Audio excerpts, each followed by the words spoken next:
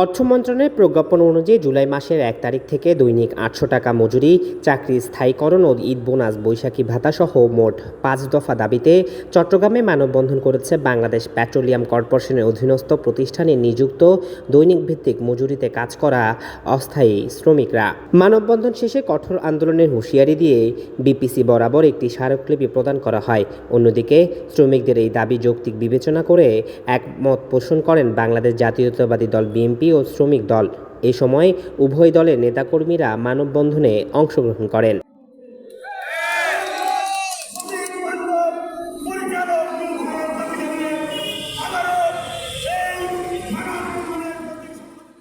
আজ বৃহস্পতিবার ১৪ আগস্ট সকালে নগরীর বন্দর থানাধীন বিপিসির কার্যালয়ের সামনে এই মানববন্ধন অনুষ্ঠিত হয়।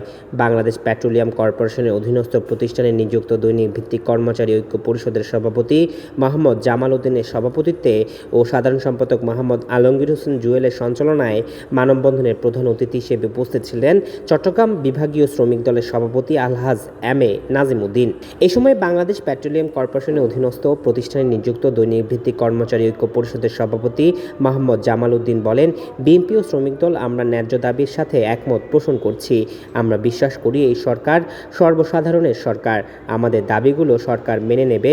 প্রজ্ঞাপনের আদেশ অনুযায়ী ১ জুলাই হতে আমরা ৮০০ টাকা করে মজুরি পাব। বিবিসির অধীনস্থ প্রতিষ্ঠানে যে আওয়ামী লীগ সরকারের ফেসিজের নীতিমালা ২০২৩ এটা বাতিল করতে হবে। এটা আমাদের শ্রমিক প্রতিনিধির সাথে বসে সংশোধন করে আমাদেরকে দক্ষতার সহিত সরাসরি নিয়োগ দিতে হবে।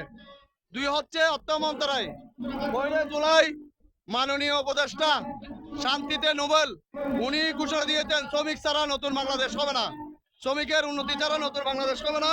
সেই জন্য ৮০০ টাকা মজুরি উনি ঘোষণা করেছেন। এই মজুরি আমরা ১ জুলাই ২০২৫ থেকে কার্যকর চাই। ৩ হচ্ছে ২ ঈদে আমরা ২টা বোনাস, ঝুঁকি ভাতা এবং অন্যান্য ফেসিলিটি আমরা চাই। ৪ হচ্ছে বেতন বৃদ্ধি, যেটা শ্রম আইনে রেখা আছে বাৎসরিকভাবে ৫% বেতন বৃদ্ধি করার, সেটা আমরা চাই।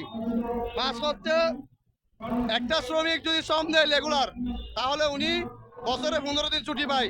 সেজন্য আমরা বলবো ১৫ দিন ছুটি কার্যকর করতে হবে। মানববন্ধনের প্রধান অতিথি বিভাগীয় শ্রমিক দলের সভাপতি এম এ নাজিম উদ্দিন বলেন, তাদের দাবিগুলো গ্রহণযোগ্য, সরকারের উচিত এগুলো মেনে নেওয়া। ভবিষ্যতে তাদের এই দাবিগুলোর আদায়ে স্বার্থে শ্রমিক দল পাশে থাকবে। তারা মাত্র ৫টি দাবা দিয়েছে যেগুলো গ্রহণযোগ্য, একটা অগ্রহণযোগ্য দাবি এখানে নাই। আমরা কর্তৃপক্ষকে অনুরোধ জানাবো অবিলম্বে এই দাবি মেনে নেওয়া হোক। উক্ত মানববন্ধনে বিশেষ অতিথি হিসেবে উপস্থিত ছিলেন চট্টগ্রাম মহানগর বিএনপির যুগ্ম আহ্বায়ক এম এ আজিজ। তিনি উক্ত দাবিগুলোর সাথে ঐক্যমত পোষণ করে এগুলো মানবিক দাবি বলে মতামত প্রকাশ করেন। একজন রিক্সাওয়ালা সারাদিন রিক্সা চালালে ১,৫০০ টাকা বেতন পায়, বুঝছেন? তাহলে দেখা যাচ্ছে যে একটা ছেলে ৩০-৩৫ বছর ক্যাজুয়ালি চাকরি করতেছে, তার চাকরিটা পার্মানেন্ট হচ্ছে না এবং তার বেতনও কম। অর্থাৎ যারা কর্মচারী আছে অফিসারদের বেলায় অত্যন্ত ভালো, কিন্তু যারা কর্মচারী আছে তাদের স্ট্যাটাস বলতে কিছু নাই। তারা সমাজে যে তাদের যে অবস্থা, এমনি আত্মীয় স্বজন বন্ধু বান্ধব যারা আছে তারা তো মনে করে যে এরা তেল কোম্পানিতে চাকরি করে, অনেক বড় চাকরি, কিন্তু ভিতরে যে কিছু নাই এটা কিন্তু সমাজে জানে না, মানুষ জানে না।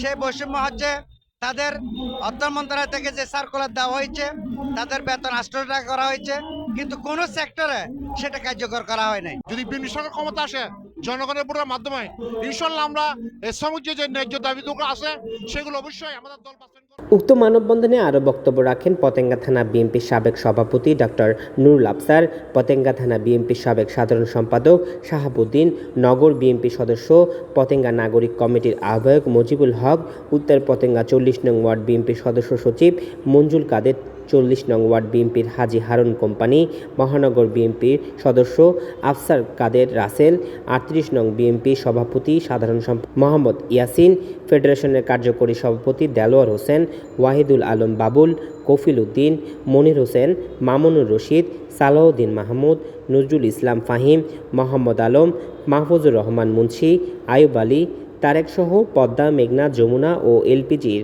অস্থায়ী আরও অনেক শ্রমিকরা এতে অংশগ্রহণ করেন।